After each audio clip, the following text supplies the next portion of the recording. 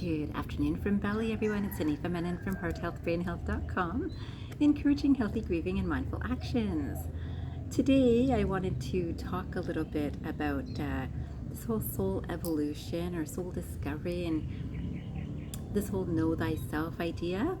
So I thought I'd start with this one quotation by, that was written in the Ashtavakra Gita. And it says, the self, capital S, which is absolute, effortless, timeless, immaculate, is without limits and at no distance from you. You are forever it. You are forever it. And it is also with a capital I. So this divine energy is what this Gita is talking about, and certainly what I'm trying to share with you too in these videos, lately especially. And I thought that it's so interesting because so many people ask me, wow, what are you doing? And what have you seen now in Bali? And what are you doing now? And it's not that I have any burning desire to see a particular place, though I'm sure that I'll see a few more places before I leave.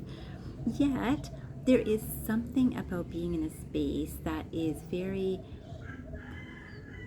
public and personal at the same time, because here I am with a homestay which has a family that's lovely, that gives me space also to do whatever I need to do. And this is a time that I definitely am spending time to go within, to learn about myself. And then when I go out, it is literally about seeing the commonality amongst whether this Canadian and the Balinese around me, or nature and this self, capital S, and how many similarities there are, and also the unique tendencies of different things too. So it's such a nice being open and curious time of just really learning, reflecting, contemplating, and all of that is not because I'm in Bali.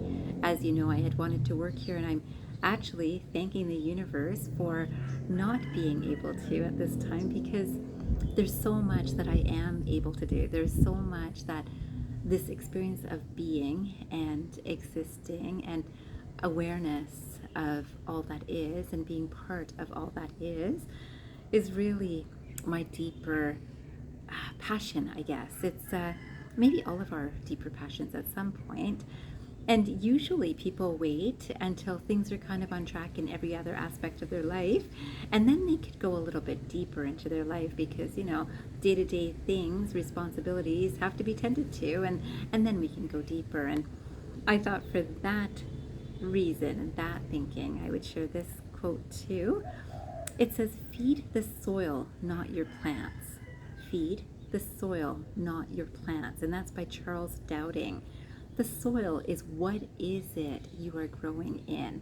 So is it a space, I'm going to talk about ourselves, higher self, higher S, as the space of what is coming through? Like, what is everything that is being created through your thoughts, your words, your actions, my thoughts, my words, my actions? What is it growing in? And lately I've been speaking with a number of people that are either moving into a new office location, or letting go of an office location, or changing jobs, or even traveling. And in that, they're either really enjoying, or more often than not really enjoying. It's just, when I get to that place, I'll feel better. So whatever it is, I'm in this place visiting right now, but this isn't good. So when I get there, or when I'm with this person, I'll be happier. When I'm with this team, I'll be happier. When I'm in this size of space, I'll be happier. And this is the life journey. And again, for so many of us, we've gone through these experiences, or continue to go through these experiences. And yet, if we don't take time to feed ourselves, to nurture ourselves, to understand ourselves, whatever grows is not going to be a very strong growth. So growth in terms of our growth in our business, our growth in our friendships, in our relationships, in our living situation. Because if the space that it's coming from is, oh, this is what's not right, that's what will be seen everywhere we go. So for some of the people, or many of the people that I speak with, they're not content in a particular space. So they go to a different space. And this is, again, whether a new relationship or a new home or a new vacation, and they're not very content. They can't wait till they get out of this space to get there. And they're feeding the plants, or taking care of the plants. That once I'm there, oh, I'll make it beautiful. And this is like washing every leaf. I've heard this idea on a different lecture, but it's like having a tree and washing every leaf instead of watering the tree. And same thing for a plant, of watering the plant or cleaning every leaf. And same idea, that if we're thinking about this for ourselves, that we will make sure that, oh, I've got just the right education, I've got just the right home to live in, I've got just the right car to drive, I've got just the right amount in my bank account, I've got just the friend to travel with, I've got just the right family to go to wherever with, or go be with, or anything. And yet, ourselves, are we feeding and nurturing ourselves, the soil in which everything is growing from? And today I thought, wow, what a lovely pleasure to know that here, I know that I've been on this journey for some length of time now, many years, and yet before that time, I couldn't imagine thinking this way of, well, I can't really feed the soil until my leaves are okay. And today, there's no real difference from that time to this time, except a huge career change, of course, a huge location change, that I'm in a different location, yet this has not changed. Hanifa is still exactly the same. And what a wonderful time in my life to remember who I am and what I'm feeding daily.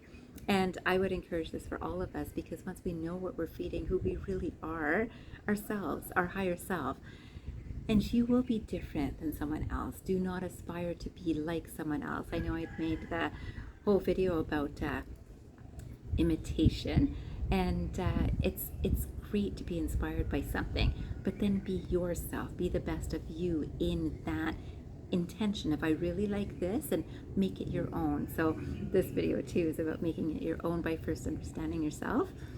And I thought I would actually share a couple of things, because as I remember myself, or really get to enjoy who I am, I know the things that I love that really make me me being, Hanifa me.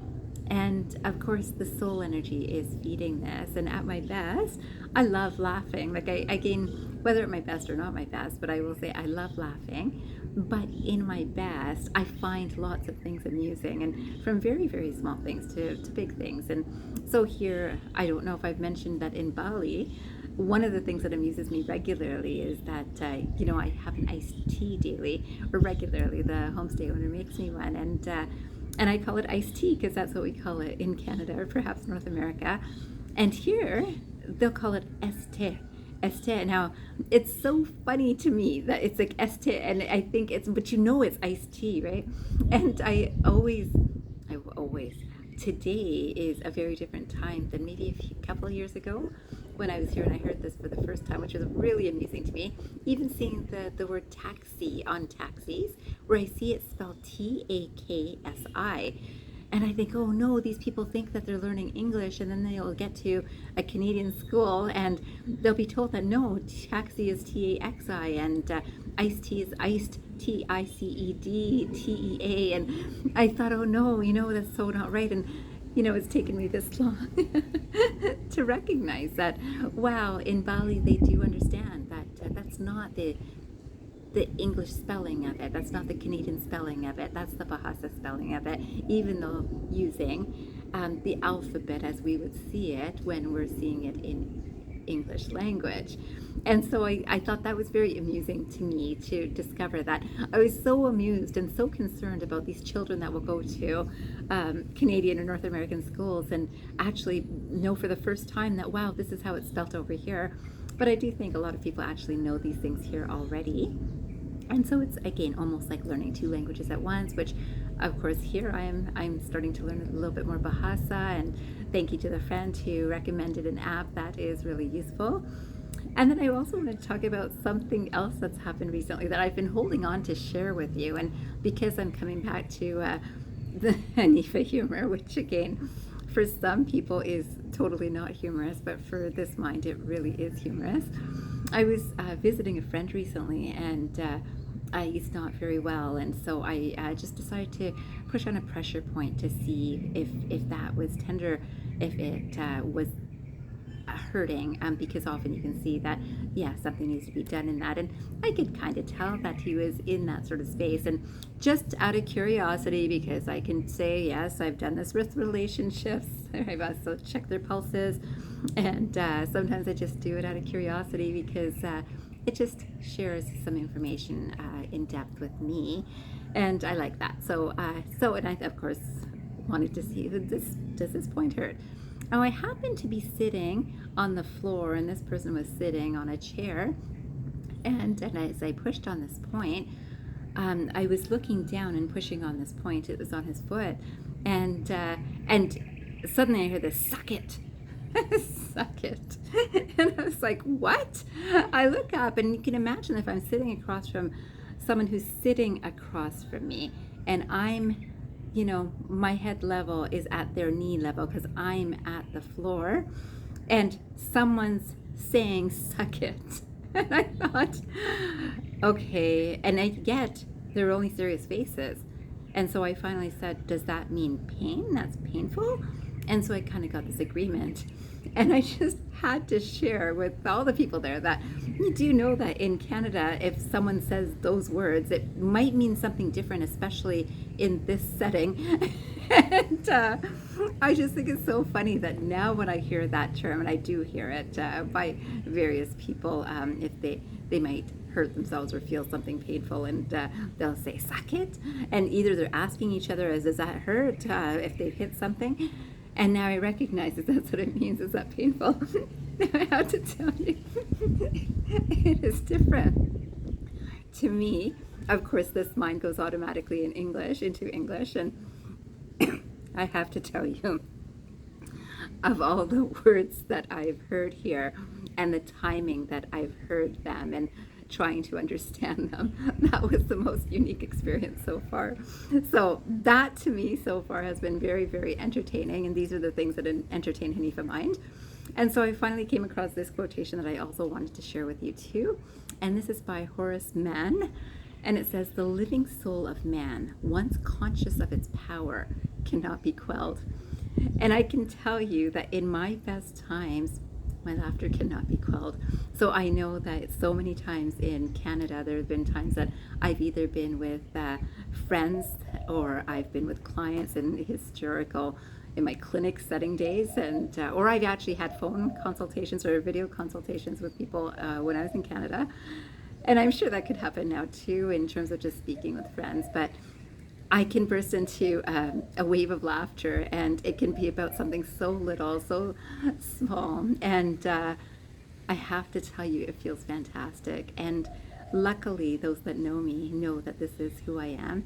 And here in Bali, as I'm getting more and more time to actually go within and discover who I am, I discover that laughter is a huge part of me, and I do know that laughter is a huge part of healing. So today, I would love for you to feed your soil with a bit of laughter, a little bit of smiling, a little bit of reflection, contemplation, hopefully some meditation, and also fully understanding that this self, the higher self, it is absolute, effortless, timeless, immaculate, and it doesn't have any conditions or has to be this way or doesn't have to be this way. You be you. And I hope that you have an enjoyable time being yourself and understanding yourself. I hope you have a fantastic day or night, and I hope you remember, transform your mind and transform your life. Have a great day, everyone.